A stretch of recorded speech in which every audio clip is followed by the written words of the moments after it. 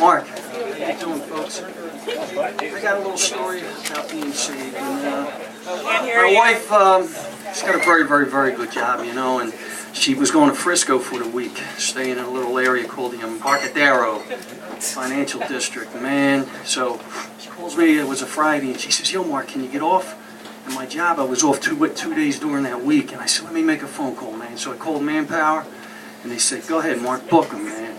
So we got on that flight to Frisco, and man, I said, wow, I'm going to Frisco. You know, I haven't been out of the country too many times, but Frisco was beautiful. So we go to Frisco, get in a cab, and we go to this hotel. It's $400 a day, man, and I'm just along for the ride. She's got to work, you know, and I'm like, this is tough, man.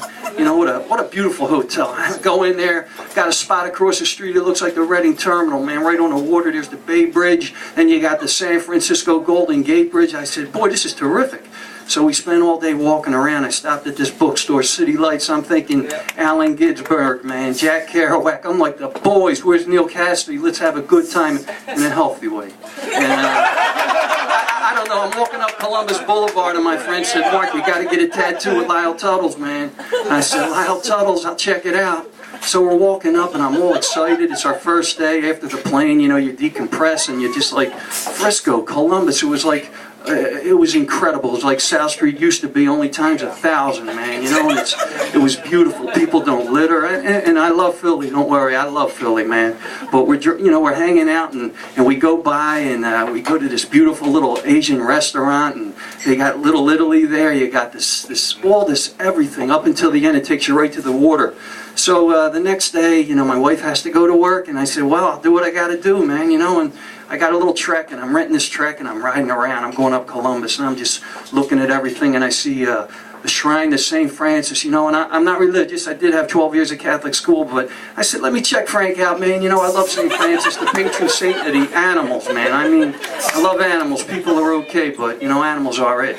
So anyway, I go in there, and I had in the back of my mind a tattoo. I says, yo, Mark, but in Frisco, man, you might not have to, you know, you may have to go back. What do you do if you got to go back and it's not perfect? I'm sitting there, and here goes, you know, St. Francis, the Blessed Mother, St. Rita. I'm going like, I got the whole crew behind me. And I said, what do you think, Blessed Mother? Frank, you know, St. Francis. And he says, listen, Mark, get the tattoo. Don't worry about it. So I go up, and I'm riding up this hill, which leads basically to Golden Gate Bridge, man. And I see Ed Hardy's joint. I see Lyle Tuttle. I'm like, this is tattoo heaven, man, for a tattoo boy.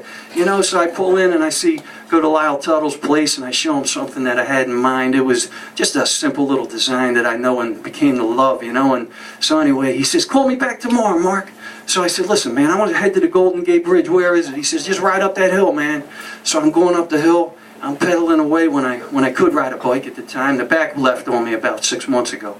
But anyway, I go by and I said, man, I need chocolate. I'm stopping at that Chiardello's, or however you call it, man. It's like this, it's a chocolate factory for junkies, man. I mean, it is incredible. So I'm plugging away, and so I said, there goes the Golden Gate Bridge, man, Sausalito. You know, this is like, so I'm riding, and I see this little chihuahua this big throwing up.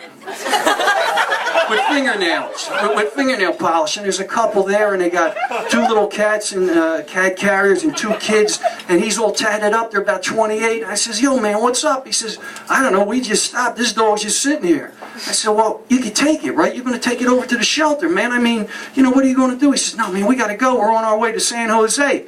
I'm like, you know, Burt Bacharach, Hal David, what's going on, you know?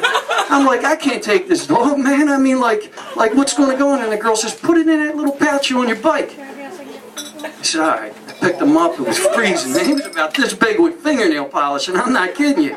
So anyway, I put him in a little trek, and I'm looking at him. I says, don't worry, man. Whatever happens, I got to sneak you in that $400 a day hotel. It's happening. I don't care. So I'm riding down along this beautiful stretch, man.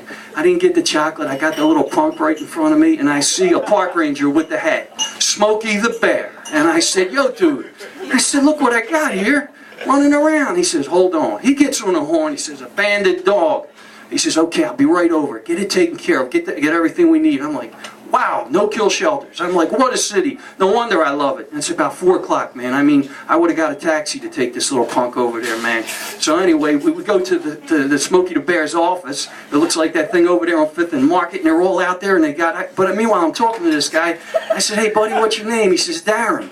And right away I think of Bewitched, because that was her husband's name, Darren. He said, man, I lost my Chihuahua about 10 months ago. I said, what are you waiting for, dude? I said, it's calling you. So anyway, we take the dog over, and they're waiting there with a box with blankets, man. I mean, I love animals, man, and you can't get that kind of reception. I mean, you know, pretty much it's pretty tough with these poor little pitties laying around, dude, but they're doing all right. But anyway, I take them over. These park rangers come out. I'm like, God, thank you, man. I mean, my wife gets me to Frisco. I'm having the time of my life. She's working, and you know, and I'm riding back down the hill. And I'm just like saying, yo, dude, thanks, man. Because, like, this is the best thing. I don't care what happens. I don't care what happens, man. You know, it just felt so good. So I got the tattoo the next day. My wife was like, you came to Frisco to get a tattoo? I said, I came to Frisco to be with you, baby. And that's the end of the story. Thank you.